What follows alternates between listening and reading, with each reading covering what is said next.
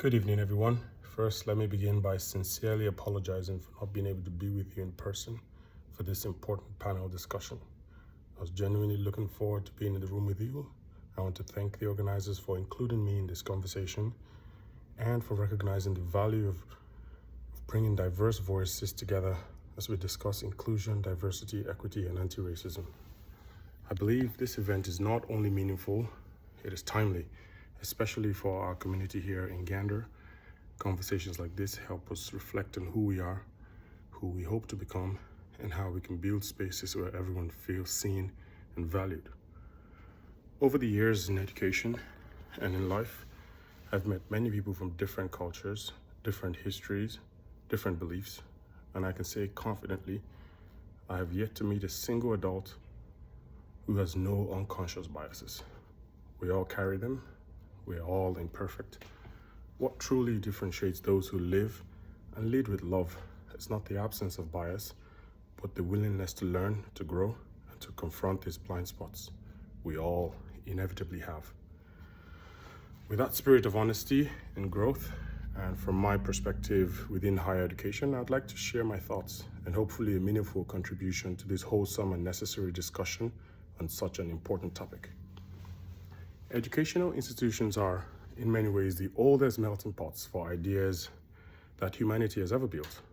Long before we had global trade routes or digital networks, we had learning spaces, places where people came together to exchange knowledge, challenge assumptions, and imagine what the future could look like. Across history, one truth has remained consistent. People perform better when they feel confident, and confidence grows when individuals can show up as their whole selves. When learners are not afraid to be marginalized, ridiculed, or excluded for the traits that make them unique, something powerful happens. Creativity expands. Ideas that once felt at the time too bold, too strange, or too unfamiliar suddenly become possible. They make it to the planning desk. They shape real solutions that can be scaled globally. This is why inclusive education is not a nice to have. It is foundational to innovation.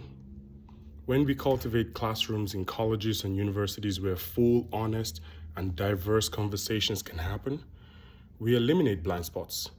We allow a wider range of perspectives to contribute to problem solving. And the result is simple. Our laboratories become more innovative, our research becomes more relevant, our students become more prepared for a globalized world.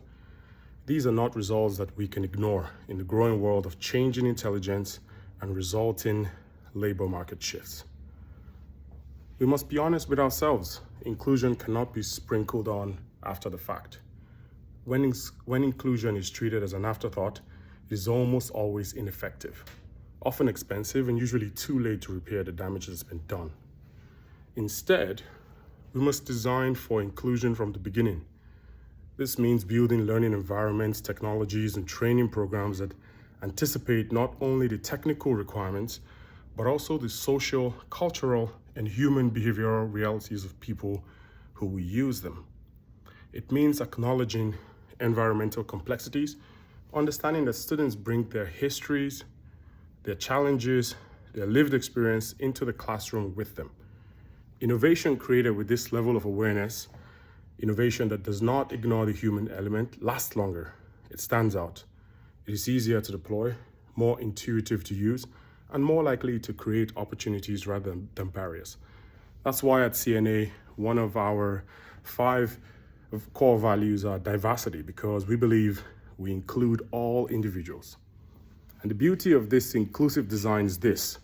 When we build with everyone in mind, we often end up improving the experience for people who we haven't even imagined yet. Take, for example, the curbs that were originally designed to allow for wheelchair users to have accessibility. They've now become very key for your kids who are riding bikes. They've become very valuable for delivery, etc.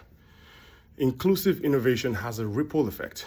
It strengthens future applicants, makes technology more adaptable, and ensures that progress does not leave anyone behind. So, how do we ensure our conversations are rich and complete?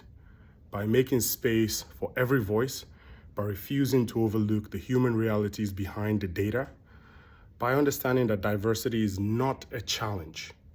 It is a strategic advantage when deployed appropriately. When colleges and training institutions embrace this perspective, we do more than educate. We model the world we want to build, one where people can contribute fully, solve creatively, and innovate boldly because they feel seen, heard, and valued. Thank you very much for your attention, and I hope you enjoyed the event today.